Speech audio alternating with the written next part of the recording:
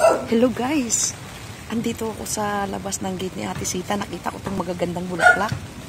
Naisipan kong videoin kasi napakaganda. Karami ditong serpentina, yung gamot sa diabetes, sa maraming sugar. Ito po oh. Hello! Ayan, maraming buko yung mama oh. Ayan, may dala siyang buko. Ang ganda-ganda ng bulaklak. Ang tawag dito ay Chinese santan. Chinese santan po. Ayan.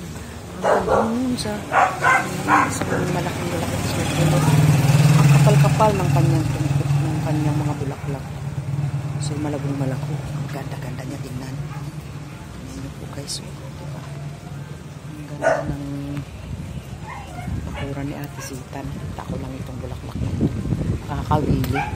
Nahili kasi ako sa mga halaman, kaya kung nakakakita po ako ng halaman, kaagad-kaagad pinaisipan na dami.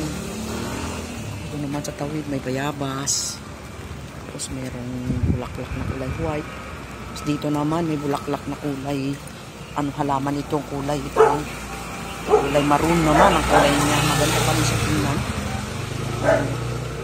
parang inaagos-agusan ng tubig, may tanlad siya. Yan, ang ganda niya. Close up po. Yan, ang ganda niya naman. Thank you for watching guys. I hope na nag-enjoy kayo sa panonood ng aking mga bulaklak today. Sa aking reels today. Kung saan po ang mga bulaklak ng santan. Hallelujah. Praise the Lord. Thank you for watching.